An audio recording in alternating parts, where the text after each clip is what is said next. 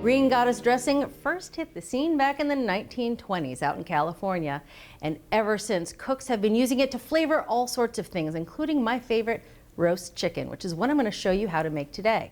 Now, Green Goddess gets its name from the green of fresh herbs, in particular chives, parsley, and tarragon. So we're going to use a lot to make this dressing. In total, it's a half a cup of fresh chives. We're going to put it in the blender so it all gets nicely mixed together. It's good to give the herbs a head start on the chopping. So I'm going to chop them coarsely before blending them up. So there are the chives.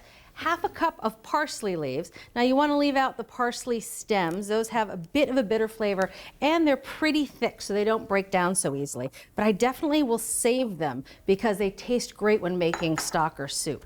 So we want half a cup of parsley leaves. Obviously, all these herbs have been washed. So we have chives and parsley, and last but definitely not least, we're gonna have some tarragon, which has a bold anise licorice flavor. It is crucial for a good Green Goddess dressing. And we're gonna use far less than we did of the parsley and the chives. Just 4 teaspoons is enough to flavor the entire dressing. And again, much like the parsley, you just wanna use the tender leaves and stems. You wanna save that thick stem for something else. And actually, I like dropping this stem into a soup or risotto or rice because it lends its flavor, but then you can pluck it out at the end. You just have a delicate tarragon flavor left over. All right, so set those thick stems aside. Give this tarragon a little chop. Into the blender, all of this goes. To flavor this, we're gonna add some buttermilk. Now this is just 1/4 cup of buttermilk. And buttermilk's unusual in a Green Goddess dressing. Usually you use mayonnaise, but we're gonna marinate the chicken with some of this dressing. And when we used mayonnaise, it just overshadowed all the herbs and turned greasy. Buttermilk gave us a much better flavor for the marinade. So that was a 1/4 cup of buttermilk, 2 tablespoons of fresh lemon juice. Last 2 little ingredients that add a big punch. We have 2 anchovy fillets, and I've rinsed these so they're not as salty, but I'm gonna give them a quick chop before we put them into the blender. Well, these are nice, meaty anchovies. I am an anchovy lover. I eat them straight from the tin. I have since I was a kid, and I can tell these are good ones. Into the blender it goes. And last, some garlic. Just 2 cloves of fresh garlic. And like everything else, I'm gonna give it a head start and a quick chop before putting it in the blender. Just take off the roots and the skins. I like to smash it out of the skins. Gets a head start on the chopping and it lets the skins just fall right away. Quick chop. That's it for the base of the Green Goddess dressing. Now I'm gonna put this on the blender, let it rip for about 30 seconds till it's a nice fine puree. Because it's not a lot of things in the blender jar, I often find that you have to scrape down the sides to make sure that no parsley or big pieces of herbs get stuck on the sides of the jar. You can smell that garlic and those fresh herbs. That's pretty green and that's pretty smooth. Now some of this flavorful mixture will be used to marinate the chicken, but 2 tablespoons of it I'm gonna use to make a sauce to serve with the chicken, and much like tradition, I'm gonna mix it with some mayonnaise. So here I have a 1/4 cup of mayonnaise and just a tablespoon of buttermilk. That'll just help loosen the mayonnaise up to make a good sauce. Oh, So we'll set this sauce aside for later.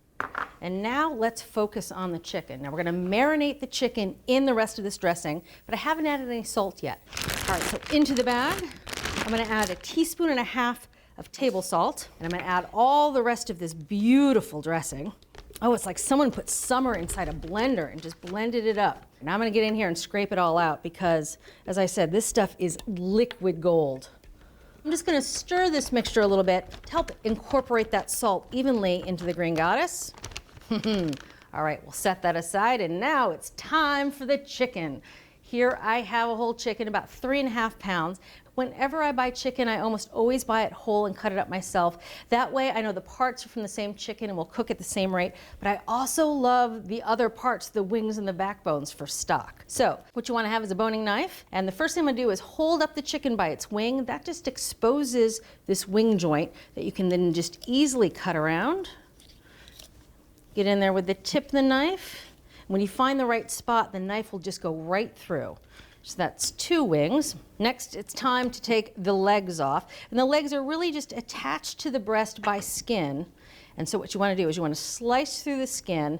Now I found over the years that you really want to slice into the skin towards the drumsticks. That way you have plenty of skin left on the breast meat. So now when you get in, and you can see the joint right there, you just pop out that joint. You can see it right there. And that'll tell you where to cut to separate the legs from the body. There's one leg. We'll do this on the other side. We're going to cut the legs down into thighs and drumsticks. What you want to do is look for this line of fat that really divides the two. And you want to cheat it to the drumstick side. That's how you'll slide right through that joint. And then you have the thigh. You can trim that up. Now we're just left with the breast and the backbone. And to butcher this, I like to use a pair of scissors or really good poultry shears. So what I'm going to do is flip this over. You can see there's this line of fat here separating the back from the breast. I'm going to cut up that line. And you can hear it just go right through the bones. That's one side. Do it on the other side. Right down that line of fat. And there's the backbone. Beautiful. Now we're left with the whole breast, and first I'm going to cut it down the middle into 2 split breasts. Easily done. And now to make the breast pieces the same size as the drumsticks and the thighs, we're going to cut each breast in half. Now I say in half, but I'm really not cutting it in half. If I cut it in half, it would be like that. You'd have a dinky side and this big fat side. So really it's more like 2/3, 1/3. There's one. And there's 2. Into the bag, all these pieces go. Scraps go into this bowl for a later batch of stock. And as I add them, I am going to really make sure they get coated with that gorgeous green sauce. Oh, it smells so good. This chicken needs to marinate for at least 2 hours, but can be done up to 24 hours in advance. Now I'm going to put the bag in a nice clean bowl in the fridge, but first I'm going to wash my hands.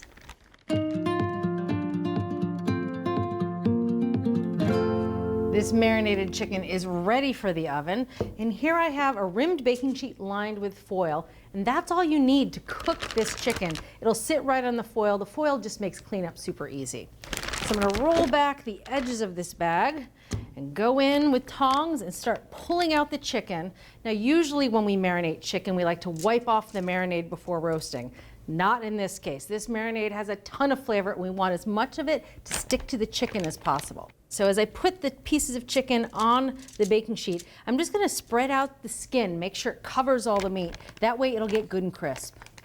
This chicken is going to go into a ripping hot oven of 475 degrees. Now that's very hot, but it's going to really get the chicken skin nice and brown and cook it through pretty quickly. It's only going to take about half an hour.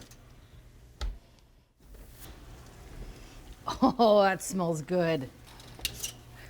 So it's been about 30 minutes. Time to check the chicken. Now I know some of you were probably wondering if the skin was actually going to get crisp because it had all that marinade on it. But you can see the hot heat of the oven really did its thing, and it's gorgeous and brown. Now the best way to tell if the chicken is done is to use an instant read thermometer. And the breast meat, you really want to register around 160. Perfect. 162. And for the thigh meat, it'll be done by the time the breasts are done, but it generally should be a little bit higher than the breast meat, anywhere between 175 and 200. Perfect. All right, so this chicken needs to rest just for 10 minutes before we can dive in and eat it. I'm going to cover it with foil just to help keep it warm.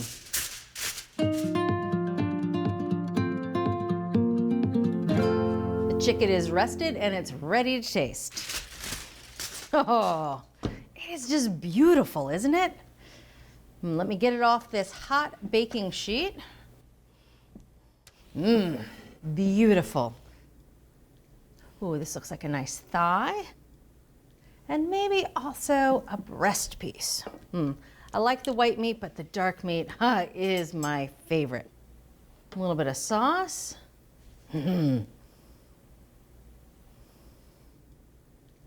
Now for a taste. Oh, I got a little skin, little sauce, little meat.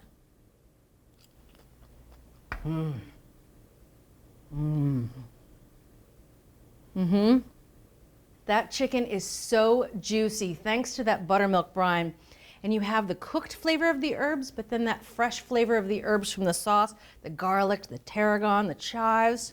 So if you want to make this delicious roast chicken, remember to marinate the chicken in a buttermilk mixture and roast it in a ripping hot 475-degree oven. From Cook's Country, the ultimate recipe for Green Goddess roast chicken.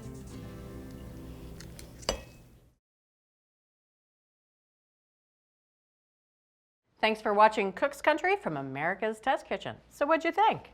Leave a comment and let us know which recipes you're excited to make, or just say hi. Now you can find links to today's recipes and reviews in the video description. And don't forget to subscribe to our channel. See you later. Alligator.